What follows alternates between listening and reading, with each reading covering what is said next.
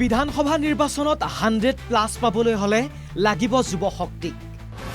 ৰাষ্ট্ৰীয় যুৱ দিৱসৰ দিনাই বিজেপিয়ে যুৱ মৰ্চাক সাজু কৰিলে নিৰ্বাচনলৈ।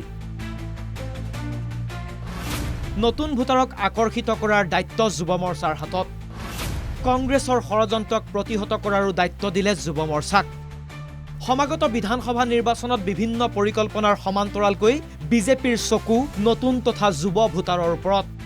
সেয়ে সমগ্ৰ দেশৰ লগতে গুৱাহাটীতো ৰাজ্যিক যুৱ মৰ্চাই আয়োজন কৰা ৰাষ্ট্ৰীয় যুৱ দিৱসৰ অনুষ্ঠানত উপস্থিত থাকি ৰাজ্যিক বিজেপিৰ নিৰ্বাচনী প্ৰভাৰী বৈজয়ন্ত জয় পাণ্ডাই যুৱ মৰ্চালৈ আগবঢ়ালে নিৰ্বাচনী পৰামৰ্শ।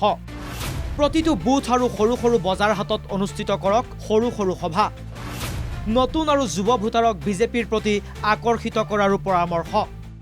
युवा मोर्चा के एक खास रिस्पॉन्सिबिलिटी होती है, एक खास कर्तव्य होती है, युवाओं के साथ जोड़कर उनको मोटिवेट करना। और युवा जो पहली बार वोटर हैं, उनको जोड़कर उनको बीजेपी एनडीए के साथ शामिल करके उनका वोट हमारे तरफ लाने का काम किसका है ये काम? सुनाई नहीं दे रहा है मुझे, फिर भी सुनाई नहीं दे रहा है मुझे, फिर भी मुझे ठीक से सुनाई नहीं दे रहा है। বিজেপিৰ নিৰ্বাচনী প্ৰভাৰীজনৰ বিশ্বাস যুৱ মৰ্চাই পৰামৰ্শ পালন কৰিলে নিৰ্বাচনত 100+ নিশ্চিত। मैं जो दो तीन बातें कहा है, इस पर अगर आप फोकस करके करेंगे तो ये जीत निश्चित, ये ऐतिहासिक जीत निश्चित।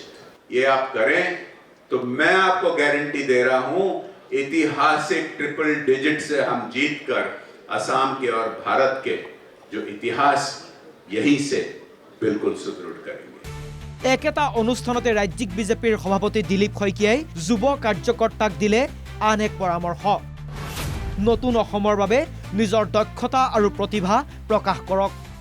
অসমখনক যদি আত্মনিৰ্ভৰশীল ৰাজ্য হিচাপে গঢ়ি তুলিব লগা হয়, শ্ৰেষ্ঠ অসম ৰূপে যদি গঢ়ি তুলিব লগা হয়, তেনেহ'লে আমি সকলোৱে নিজ শক্তি সামৰ্থ্যৰে, নিজ বুদ্ধি আৰু বৃত্তিৰে আমি য'ত পাৰোঁ আমি কণ্ট্ৰিবিউটৰী ফেক্টৰ, আমি আমাৰ এই নতুন অসম নিৰ্মাণখনক একোজন অংশীদাৰ হিচাপে, নতুন নিৰ্মাণৰ সৈনিক হিচাপে নিজৰ সেৱা আৰু নিজৰ প্ৰতিভা আৰু নিজৰ দক্ষতা আমি ব্যৱহাৰ কৰিম।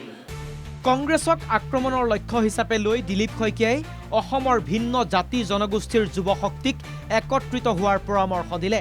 লগতে ক'লে কংগ্ৰেছে অনা সংকট হাতে হাত ধৰি প্ৰতিহত কৰিব লাগিব। অন্য সকলো আহোম, মিচিং যিমান আছে আমাৰ অসমত, চুতীয়া, মৰাণ, মতা, সকলো জাতি জনগোষ্ঠীৰ যুৱ শক্তিয়ে এক সংকল্প লওক, আমি অসমখনলৈ অনা, কংগ্ৰেছে অনা এই সংকট, এই প্ৰত্যাহ্বানক আমি হাতে হাত ধৰি কান্ধত কান্ধ মিলাই আমি প্ৰতিহত কৰিম। উল্লেখযোগ্য যে ৰাষ্ট্ৰীয় যুৱ দিৱসৰ এই অনুষ্ঠানতে যুৱ মৰ্চাৰ তৰফৰ পৰা বিভিন্ন দিশত পাৰদৰ্শিতা দেখুওৱা ৰাজ্যৰ বহুকেইগৰাকী যুৱ প্ৰজন্মৰ প্ৰতিনিধিক সন্মানিত কৰে। কেমেৰা পাৰ্চন সঞ্জয়ৰ সৈতে লক্ষ্যজিৎ গোহাঁইৰ ৰিপৰ্ট NKTV।